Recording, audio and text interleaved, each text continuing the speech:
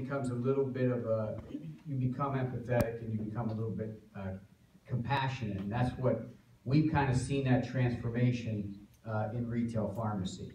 So we know that, and this is a very interesting statistic as well, we know that since 2000 that the amount of opioids that are being dispensed has quadrupled, has went up by 4 times. But the amount of pain, chronic pain in our society really has been unchanged. So, I mean, think about that for a second. If you take 100 people and so many of them have chronic pain, 4 times the amount of opioids are now used in that group, and the amount of pain really isn't any different. So we have changed the way we've treated pain over the last 20 years. And we have given pain medicines, very addictive pain medicines, and people that 20 years ago would have never been prescribed these agents are now, it's commonplace, and they're much more potent. A lot of people don't realize that the morphine molecule is, it's a derivative of heroin. I mean, they're very similar.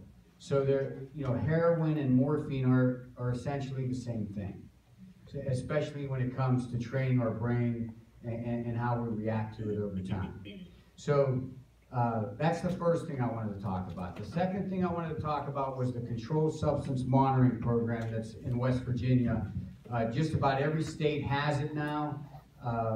It's a big technology thing, so not all states communicate like we would like them to communicate, and that's really important to somebody like us in the Northern Panhandle, because we want to seamlessly be able to see what patients are doing in Ohio and Pennsylvania. So not only do we want to see that, we have sort of a responsibility to do that. Now, I wouldn't even know what I was talking about 10 years ago. Okay, there was no real conversation about what we call corresponding responsibility, where if a doctor wrote something and it fits a trend that doesn't really seem right, or maybe that, here's an example. 10 years ago, if you got a prescription for something and it was a legitimate prescription and there was no reason to think that it wasn't for a legitimate medical purpose, that it was intended for what it was written for, you filled it 100% of the time. You never gave it a second thought. Well, now, in our practice now, that's changed. Let's say it comes from a doctor who sees a lot of patients and treats them all the exact same way. He gives them all the same 90 tablets of a pain medicine, gives them all 60 tablets of a mild tranquilizer. Well, now we have a corresponding responsibility to find out what's going on. And this drug monitoring program helps us do that. Everyone has mentioned the cost of addiction, to keep your addiction going every day. Well, make no mistake, the easiest way to do that is to divert some of the medication that you get. So that's commonplace on how a lot of people sustain their addiction. So they may go to more than one pharmacy. They may go to more than one doctor. So today in our practice, when someone comes into our pharmacy and say they're naive to our pharmacy, we have an obligation to check the monitoring program to see where else they may have got narcotics. Now, they may be naive to therapy and it may be a legitimate medical purpose.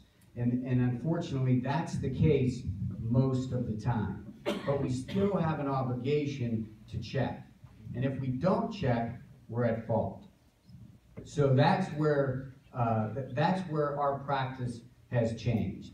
So then what do you do? Like, what's your responsibility as a pharmacist? I mean, do you educate the patient? Yes. Do you call the doctor and ask the doctor questions? Yes.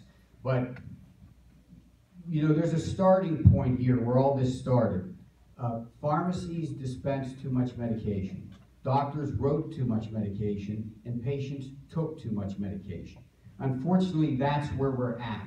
So now we have to wheel everything back. Everyone sort of has a corresponding responsibility to react differently. Now, the last thing I want to talk about is we got to be careful of how the pendulum swings. Because what's going to happen is, you know, if you're in pain, you might, and you have a legitimate need for a pain medicine, you might be able to navigate yourself to the emergency room and to the pharmacy, and you might be able to get what you need.